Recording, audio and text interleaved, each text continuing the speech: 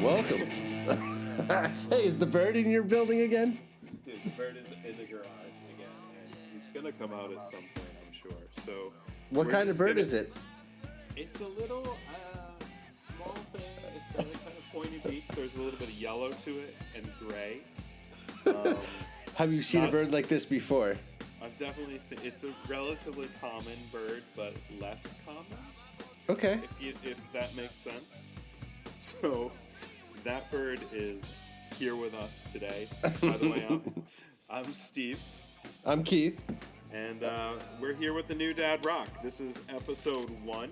Today we're going to talk about Pavement. Why would we do that? It's funny. Pavement's one of those bands that I think you think this way, and I certainly think this way about it. You know, they're amazing. They're classic. They're one of the all-time bands of the 90s. But at least out here in the suburbs, you know, again, I'll bring my wife into this. She loves Pavement. And she'll mention Pavement, and people look at her like she has her head sewn in the carpet or something. It boggles my mind that Pavement is not a universal. I do agree that, Pavement was from the suburbs, so I'm surprised that there's not more, love in the suburbs for them. But he's an acquired taste, like you said, Pavement was, the second best band of the 90s. I'm going to eschew rankings, I can list some of my favorite bands. I can't say what my definitive top bands are, but I'll list some that I like at a certain point in my life, but not tonight. And, if I say this is the top 10 and you, Keith, say that's the top 10 and somebody in some magazine says this is the top 10, those aren't the rules, Somebody did that 35 years ago, and now we have to listen to those same 20 bands on classic rock radio all day. Yeah, and why is it always a top 10? Why a Desert Island 10? Why is it not 12? Why is it not 4 hours or 20 hours? Why is it not measured by the whole catalog of 3 bands or something? If there was one band you could have the whole catalog of, and you're on a desert island that somehow has power and amplification, what's your one desert island band? Yeah, it's probably Maiden, dude. Okay, but this episode's about Pavement, so I'm going to have to say that my desert island band is Pavement. All right, so you get all the EPs and the singles and the B-sides. Oh, yeah, you have to, Though you have me second-guessing myself now. Would Modest Mouse be better on a desert island or, Bob Marley? If the island has... Well, anyway, this is a kids-friendly show. So we're just going to talk about Pavement tonight. Yeah, let's talk about Pavement, and specifically Pavement's final album, Twilight, which is... If you're going to do a ranking of Pavement albums, I'm pretty sure the consensus would put this in the final or last slot. Well, I think that's pretty universal. I might put Bright in the Corners there. I think this is probably a little better than Bright in the Corners. Let's not even rank it. Whoa, yeah, that's fair. But if you're gonna, Bright in the Corners is, I swear, one of their better albums. But you think Wowie Zowie's the best, I think. So. Yeah, and everybody hates that too. So we're gonna agree to disagree. Yeah. What do I know? Totally, you like Maiden, so it explains some of the leanings. Serpentine Pad is a sick song. I think you like all the crazy. It's like Ween. That's their Ween album, Wowie Zowie. But I think Twilight, why it's called that, and this band's ending, right? They know this band's ending. I think they talk about it in one of their books or some interviews. It's over, man. This is the swan song album. Twilight. Did you get the bird out? You okay? You okay? Should I call your wife? No, the bird is still in here, and I just closed the garage. So if, one of us will emerge, we're going to see who it is. I wish this bird was ostrich size. A really big, ferocious bird, so it had a chance. This bird could definitely not carry a coconut by itself. So, Twilight, their last album, what makes it interesting is the use of Nigel Godrich of Radiohead fame as the producer. Well, sure, it's an interesting way to go, and why they tried it at that point in their career is anyone's guess. I'm not even sure they could tell you why or how that came about. Keep in mind, at this time, Radiohead still had not put out Kid A. Their last thing was Paranoid Android. Yeah, but OK Computer is one of my 10 Desert Island CDs, MP3s, or whatever you want to call them. Your CDs are those CDs are so scratched up. There's no Wi-Fi that you can stream. You're not getting 10 Desert Island discs. You're gonna have to make friends with the birds, and I'm getting to be friends with the birds out here, man. All right, so let us know if this bird haunts you. So Godrich is on top of the world with Radiohead, but the results, at least at the time, were underwhelming. And Malcolm's comments a few years back didn't do anything to help the album's reputation. What were his comments? I think he called it a $100,000 bloated classic rock album, and basically said something about Nigel Godrich's standards. Basically, he's like, they dicked around in the studio, wasted a bunch of money, and still put out a crappy album. A lot of that could be on the person writing the songs. Yeah, so, and then Nigel comes back, and he's like, I slept on the floor to produce you. Yeah. And then, I don't know, man. They're in New York, London, like, anyway, but this is like 2015 or 2017 that they're talking about an album that came out in 1999. Yeah. So, obviously there's been some feelings. Sure, but some of those tracks people like. I love Major Leagues. I love the covers of Major Leagues by other people too, but Major Leagues is a great song. So I get people blew $100,000 on an album that at first glance is not that good, but like, in hindsight, and strangely enough, using Nigel's recommended order, because it was going to be different than the order that I think Cannonberg chiefly led, the new order is massively better, and strangely sounds just like a Radiohead album. Yeah, so you got me. I mean, you were the one that brought it up. I knew about it. I'd heard about it. It's been floating around for a while, and I just never even bothered to listen to it because I'm like, that album sucks. But I finally got around to it. I was like weeding the garden the other day. Well, what'd you think? What'd you think about it? I saw it with a different light. It was a lot more impressive. And like you said, it starts off with the like trickier songs. Platform Blues, or I think it was originally going to be called Ground Beef. That song always got lost in it, and highlighting it right at the beginning of the album really made for a difference, and it sets you up for an experience.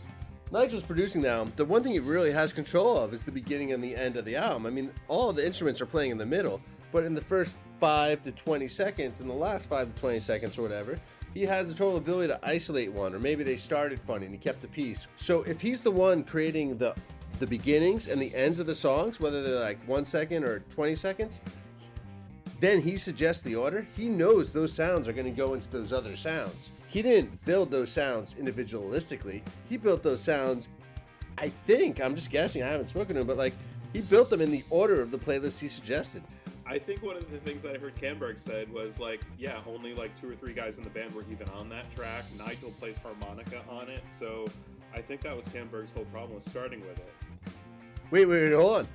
I don't think it was Nigel who was on it. I think it was one of the guitarists from Radiohead who was on it. I think it was, yeah. No, it's right in the notes. It says Nigel played harmonica. Really? I swear to you. I think you're misremembering that. Yeah. Well, okay, you know what? Face off number 1. We'll get back to you with the results at the end of this yeah, you podcast. Listeners at home have the luxury of Googling it while we're fumbling with well, we could do it now, but I'm so fucking lazy. Wait, what? What's our argument over? It's not even an argument. Yeah. Anyway. Harmonica, ground beef, pavement. Yeah, whoever played on the song, it was... Johnny Greenwood. It says it on Wikipedia. Yeah, from Radiohead. Wow. Yeah. Well, because Nigel knew him, right? Because Nigel, what album they do together? They did the Creep album? They did OK Computer. Oh, that's sick, dude. That's seriously. He was their producer, so... Yeah, so to be fair, though, when you give the new order, it actually would... I could see why, like, Pavement might have revolted at that order, because that fucking order sounds just like a Radiohead album, and they probably would not have appreciated that from their artistic standpoint, but it probably would have been good commercially. And Radiohead wasn't even that Radiohead as of yet, so Pavement could have stolen some of their thunder right off from under them. Oh, that's interesting. Nigel gave him the chance, and they failed. Yeah, I gotta say though, I think Malcolmus, and as like someone who plays guitar myself, like with a band, like if you're not playing with your band if they're not in your neighborhood or your city or town or whatever, like you're not a band. And like, maybe if you played together for like 30 years, and like, but they weren't a live band. Pavement was a studio band, right? Or it came from a studio. Well, I mean, I think at first it was him and Camberg dicking around, and then they hired Gary Young to record tracks, and then, but Pavement, those 5 guys that you think of, like Steve West and Ibold and Stanovich, they're not really, they're auxiliary players. They're like, they help fill out the live sound. They're there in the studio or not. Or not. And they, you know, go from there. It's really Malcolm's band. Him and, you know, Camberg started it. Camberg writes a song or 3 per album. But I mean, I think it's the 2 of them, and that's why Pavement is different than Stephen Malcolm's solo. But Pavement is more, you know, I'd say it's Steve Malcolm's band, but also Scott Canberg's. But it's more Malcolm's. Yeah, but Canberg didn't have any songs on Twilight, right? He definitely had a couple on the Major Leagues EP. Remember they had that EP? It had like a fall cover, the classical. It had what's the one? The song in Donnie Darko. Oh yeah, that's not bad though. You know, to be fair, that's probably what they should have done with Canterbury songs all along. I think it's just hard. I mean, like if you think about Pink Floyd, like who wrote? I don't know. That was probably the best band, or the Beatles. Are you okay? What's going on over there? I'm struggling for the bottle opener. Oh, I thought you were fighting the bird. This bird has flown. Oh, the bird left? No, I was just saying. Oh yeah, I see. Saying the name of the Beatles song. Totally, I get it, but that's what I do. Yeah. Right. Say a song that doesn't make any sense in the. Okay. I mean, it makes sense. So they start off with this platform blues song, which is like it's kind of a fun, jammy little song, and then it has a weird intro. It has a fucking weird intro. The first 20 like, seconds, it sounds way different. Yep. Yeah, and then they go into the hex. A jam, totally. Which is doom, doom, doom. They were considering that as the lead song on Bright in the Corners. So the fact that it's up at the front of the album makes total sense. Nigel's first song doesn't necessarily have to be a song you listen to. And on While He's Out, We Dance was like sort of a song that didn't match the rest. The first song on an album doesn't have to be a whole song by itself, but the Hex, you know, rocks. It's just gotta be interesting to like, you wrote this song with all your other songs from like the previous album, but you didn't record it. Now you're recording it this many years later. It's gotta be interesting. I mean, they had it recorded. If you listen to like the Brighton Corners, like that expanded edition, the Nicene Creeders edition that came out, they have another version of the title is slightly different, but it has like this 2-minute build up. It's like, and whereas the Twilight version of it has like not even a bar, and the vocals are on you right away.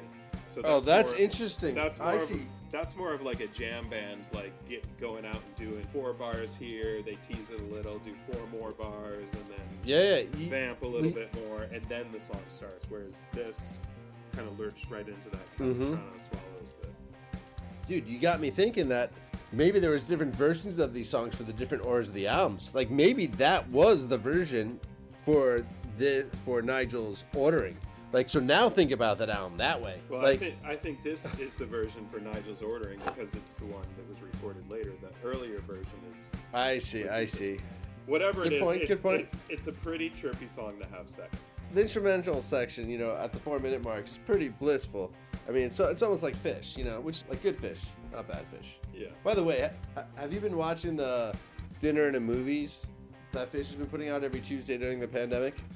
I have to tell you, I haven't been following what Fish has been doing. So. Yeah, dude. So every Tuesday at 8 p.m., I think, East Coast time, 5 p.m. West Coast time, they show a live set, which I assume they're picking good live sets, which is fascinating when they pick them, because it's way different than what I would want to listen to, or like what a first-time Fish fan would listen to, but they're picking these sets, so it's fascinating. Free, 8 to 11 on Tuesdays. All right. Sorry. The next song is You Are a Light. It's a fine song. I guess it's filler, if you will. It was the 3rd song on the original listing, and what's interesting to me is the way I remember the first album, and I listened to it on a cassette tape during the summer of, I think it was 99, when I was walking from the restaurant I was working at in Montauk. I liked songs 1, 3, 5, 7, and 9 which is perfect when you have a CD player and you can skip, but extremely shitty when you have a fucking cassette player. Did I record that cassette for you? I did. I think I bought that CD. I remember buying that on like CD Now. That's great. They did what they said they were going to do. They got you the CD Now, right? I mean, it was like 3-4 days later. Like Amazon's probably faster now. None of these companies that we're mentioning are sponsors, but you can. Okay, what's the next song? Cream of Gold. I totally forgot this song even existed. I mean, I haven't listened to this album completely in at least 15 years. I've listened to a song here and there, probably Spit on a Stranger and, like you said, Major Leagues. Yeah, well, what's interesting is You Are Light, like I said, was song 3 on the original, and Cream of Gold was 4 originally, and it's 4 here. So there's something about these songs that they definitely felt went earlier and fit together in this order consecutively. Yeah, or Camberg was just being lazy. He's like, all right, I want to move this one here. All right, these 4 can stay. Whatever. Throw this one in. I think the last minute of the song just is awesome. It just really slaps. And, I dream in beige. Wow. That's a great line. Totally. While they're just, like, rocking out. Like, that's fully Malcolmus in his, like, rock star personified. Like, remember, he used to jam out back in the late 90s. Yeah, he jams out now, man. Yeah. I'm with you. I like what you were saying about that song. What's the next song on the original album? I think it's Major Leagues. So you're going from that to Major Leagues, which is kind of weird to me. That's why I think Nigel's order is a little better when he goes into And Don't Cry. Yeah, this is still a mellow song. The flow works well. It's kind of like what he did earlier with the Hex and into a URL Light. So you're going from dark into light.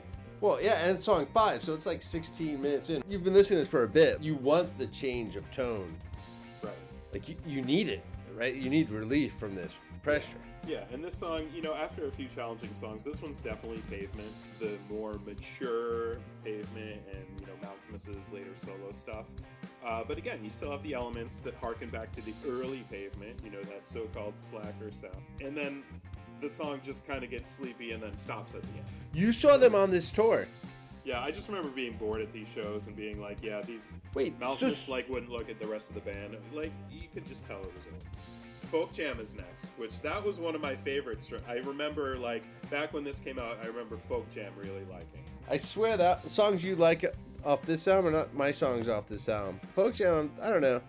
Not really into it so much. It's like really crunchy 90s jam band shit. Yeah, but then they got it done in 3.5 minutes, right? No, that's fair. If you're saying they just said, we could do this, and they did it, that's fine. I like it being in here better than on the original album, where it's the second song. Like, think about that. Like, on the original ordering, it goes, or the one they gave out was on Spit on a Stranger, and then Folk Jam. They were trying to come at you with the hits, and here we are now, like you said, 20 minutes into the album now, and here come the hits. And the most amazing thing is the first song is the last song on the two albums. So, like, it was just a totally different, what's that called? Like, philosophy on what you do with Spit on a Stranger. The snake devouring its tail, man. Oh, Major that's League good. is next. Yes, Major Leagues. That was the big hit. There's a lot of great covers. Actually, I like a lot of the covers of it, and I like the fact that people picked that song to make covers of. A lot of people consider that the coming out when Malcolmus was going to be a solo artist. That was a lot of people kind of credit that as the proto solo Malcolmus song. It could have been huge. I still think it can be. I think its time is coming. And then let's see. Speak, see, remember. I love that, by the way. Just speak, see, remember. This song probably should have been swapped out for Harness Your Hopes, which is definitely a better song. Yeah, I can imagine that he really enjoyed these lyrics. They do say Terror Twilight in the lyrics. Exactly. So I think that this might have held a special spot. I guess. And then Carrot Rope, that was toward the back of the original album too. So this is... It was the last song on the original album. It was. You're right. And Carrot Rope. People thought that was the name of the song, but it was just... Oh, I see. It was an affectation. Oh, that's cool. I enjoy that. Carrot Rope is probably one of my least favorite songs on this album. I think that came out as like the pre-release single. And yeah, that sounds right. I really remember not liking it. They definitely left it off their greatest hits album, the Quarantine the Past. Oh, I didn't know they left it off their greatest hits album. The song's just fucking weird to me. Reminds me of like a Salinger story, the one about the banana fish. Hey, little boy, you want to see what's in my pocket or not? Did Nigel not want to put this on the album? Like, I'm not saying this song, maybe it could have been another song, but like, perhaps even his playlist is not actually his playlist. Maybe there's even a song or two missing. In fact, I think there's a song missing if you look in the book, like where there's a name for something that doesn't exist, and it doesn't exist anywhere else. And it was an instrumental or fuzz guitar part, which they've included on previous albums. So there's stuff that's missing. It'd be cool if there was a real mix out there, or if they could put it back together. You know, I'll ask on Twitter. Yeah, the new Dad Rock should ask on Twitter. What's left? Now we're up to the penultimate track, Billy. Is it? That's what it is, Billy. No, but penultimate means the end, right? It's the one before the end. Is that really what penultimate means? Yes. Okay, I knew that. If it was the end, they would just say it's the ultimate. Oh my so this God. is the penultimate. Is that really what it means? That's really what it means. Dude, that is why I was not an A student in English. Let's keep going. Penultimate. The one before the last, which is the ultimate. Yeah. Is I don't Billy. know. So I get this song mixed up with Deado. Oh yeah, off his solo album. Yeah. I don't know. Yeah, it makes sense. I don't really have much on this one. I mean, he does say fetus in a jar, which is kind of cool. Like, I only think of Kurt Cobain when I think of fetus in a jar. I think of that show Carnival, which was on HBO in like 2003-ish, maybe. It was like this traveling carnival in the Dust Bowl times. Dude, he also says ship that hollandaise. So, I mean, maybe he likes that hollandaise sauce. Like, is he an Eggs Benedict sort of guy? I mean, that's what this song tells me. Not much. So, the ultimate song on the mix by Nigel is Spit on a Stranger. That's like the last song on this album, but the first on the one they actually released. What do you think of that? I kind of like it better as a closer. I agree. It's very uplifting. It's a nice summary of the album. And, well, as we learned, their career. Yeah, it's like, however you feel, whatever it takes, whenever it's real, whatever awaits. Yeah, this is one of the best songs on the album, for sure, dude. Yeah, absolutely. And the ending is great, too. I'm the one that leaves you high. I feel, after this new mix, this album has gone from last place to me to not last place. Even though we're not talking about place. This mix could have totally changed their fucking career. And, like, it's almost a shame that, like, Malcolm was kind of threw in the towel and didn't go with this mix. And it could have been friendship. It could have been tiredness, which I understand. Maybe they can get their act together and do, like, a record store day 25th year anniversary. So they have 4 years to get their act together, patch things up. Yeah, I think they should just re-release the album with that order and then just change every digital copy. You can do that. Like Kanye West does that. I love that shit, dude. Like, change the fucking digital copy however you want, and people can figure out the old copy. It'll be there. People have the physical copy that's different. Like, it'd be an amazing revision, but that'd be cool for someone to try. I think it has been done. I'm pretty sure you can just go on Spotify and find the playlist. I just want to thank everyone for listening. We expect to be back each week talking about music that us dads listen to. Yeah, and in the meantime, I'm sure you can find that mix somewhere. I share playlists on Apple Music. I don't know if they're visible anywhere. I try to make a playlist for each episode talking about the songs or bands that we've included. For last week's show, I put up a mix, just a song by just about every band we heard, and obviously this week's will just be the Nigel Godrich order of Terror Twilight, but we'll be back at it next week. Yeah, until then, I'm Keith. I'm Steve. Hey, we need a cool sign-off. Totally like, hey, I'm Steve. My daughter's always like, what is this? What even is this music? That's good. We should get her to say that. Until then, what even is this music?